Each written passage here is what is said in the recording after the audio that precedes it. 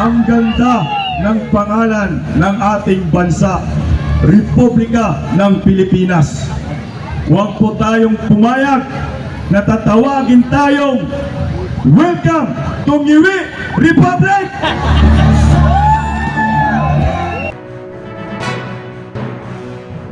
Kung kanina po nagsalita at nagpahayag ang mga banateros na tagapagbanat ng abusado sa gobyerno at tagapagtanggol ng boses ng mga inaapi sa kanilang mga vlog bilang champions for good governance and anti-corruption, pakinggan din natin ang grupo ng mga pistakeros. Pareho lang ang layunin, good governance and true democracy. Si Pista, pagkatapos ni Banatbay, we will have Pista ng Pilipinas. Marcos, Hitler, tuta, diktador, patalsikin. Marcos, Hitler, tuta, diktador, patalsikin. We will unite with the people. Pista! Pista! Pista! Pista! Pista! Pista! Pista! Pista! Pista! Sambayanang Pilipino! Handa na ba kayo? Sipain ang banat sa Malacanang! Tama ka, Sir Banatbay! Wala nang Pistakiros, wala nang Banatiros, lahat tayo ay mga Pilipino! Wala nang kulay dilaw, wala nang kulay asul, wala nang kulay green, wala nang kulay-kulay sa sambayanang Pilipino. Pag ikaw ay nasa Pilipinas, iisa ang kulay natin, kulay na isang Pilipino! Pilipino! Pilipino! Pilipino! Pilipino! Pilipino! Sabay-sabay po natin ibangon ang Republika ng Pilipinas laban sa mga demonyo sa Malacanang! Laban kasama ang bayan! Laban kasama ang bayan! Laban kasama ang bayan! Laban kasama ang bayan! Sobra na! Tama na! Palitan na ang mga kawatan sa Malacanang! Sobra na yan! Sobra na yan! Sobra na yan! Sobra na yan! Sobra na yan! Hinahamon ko kayo, mga estudyanteng matatalino na malapit dito sa area ng Liwasang Bonifacio na nakikita namin sa panahon ni Pangulong Duterte na sumisigaw na kayo ay makabayan. Lahat ng isyu sa lipunan ay inyong tinatalakay. Hinahamon ko kayo na nagsasabing makabayan kayo. Ilabas ninyo ang inyong talino, ilabas ninyo ang inyong tapang, ilabas ninyo kung totoo kayong makabayan. Sumama kayo ngayon dito sa Liwasang Bonifacio! Laban kasama ang bayan! Laban kasama ang bayan! Laban kasama ang bayan! Laban kasama ang bayan!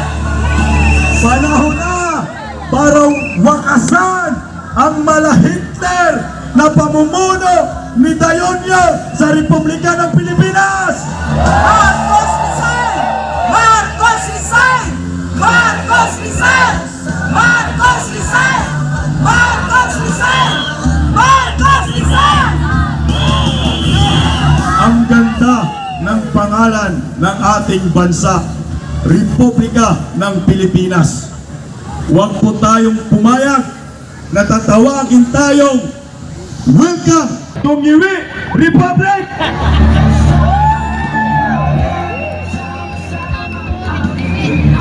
Yung mga nasa social media, mga subscribers namin, mga moderators, inahamon ko kayong lahat, subscribers ng lahat ng mga political vloggers, i-encourage po ninyo ang inyong mga mahal sa buhay na nandito ngayon sa NCR, South Luzon, North Luzon, Metro Manila. Magpadala kayo ng kamag-anak ninyo. Samahan nyo kami sa laban para sa bayan. Laban kasama ang bayan! Laban kasama ang bayan! Laban kasama ang bayan!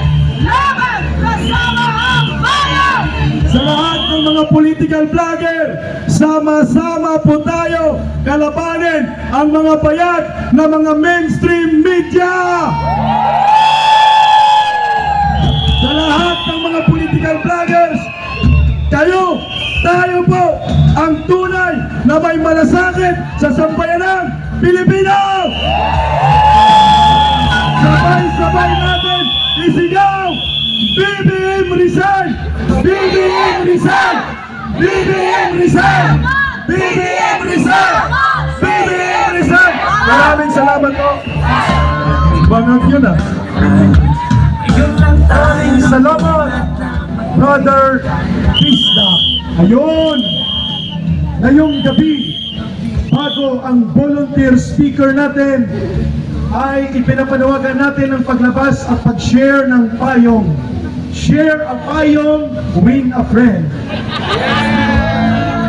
Magpayong para wag magkasakit, mahababang lamay ng paglalakbay at pagpupuyat upang linisin ang ating bayan sa abusadong gobyerno ni Marcos. Bawal magkasakit. Payong, sombrero, at kung ano pa. Okay lang, Brother Bimar, thank you. Sapagkat basta kalbo, romantiko.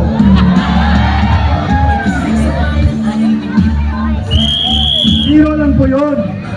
Marcos, Hitler, tuta, diktador, patalsikin. Marcos, Hitler, tuta, diktador, patalsikin. Ito na, Marcos, Hitler, tuta, diktador, patalsikin. Marcos, Hitler, tuta, patalsikin. Marcos, Hitler, tuta, patalsikin. Marcos, Hitler, tuta, patalsikin. Marcos, Hitler, tuta, patalsikin. Nananawagan, you can take your seats, brothers and sisters. Nananawagan si retired Major General Orlando De Leon sa kanyang Facebook post ngayong gabi. At kumakalat itong sabi ni retired Major General ng Armed Forces of the Philippines, Orlando De Leon. Allow me to leave a serious note. If the 3,000 personnel and other augmentation of the Philippine National Police do not return to barracks and their units in spite of the court order na sila'y lumayas na sa Davao, Kibuloy was never the target after all. Ang real target nila, si VP Sara Duterte at si Tatay Digong. At gagawin nilang laboratorio ng martial law ang buong Davao Region at buong Mindanao. Yun ang totoong layunin kung bakit in spite of the order of the court na lumayas na ang mga berdugong tropa ni Marcos at ni Avalos, ni Tory at ni Marbil, ay hindi nila nirespeto ang korte.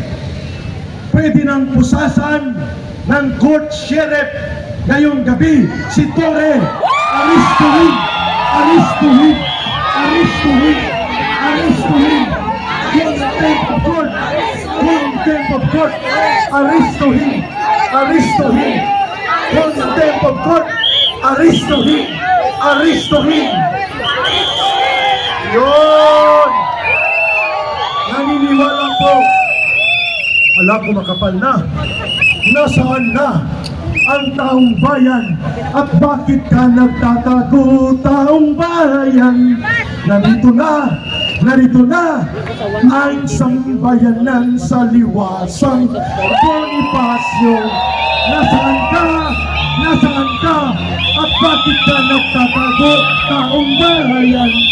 Narito na sa Liwasang Bonifacio ang buong sambayanang Pilipino. Walang uwian na! Walang uwian! Walang uwian! Walang uwian! Walang uwian! Walang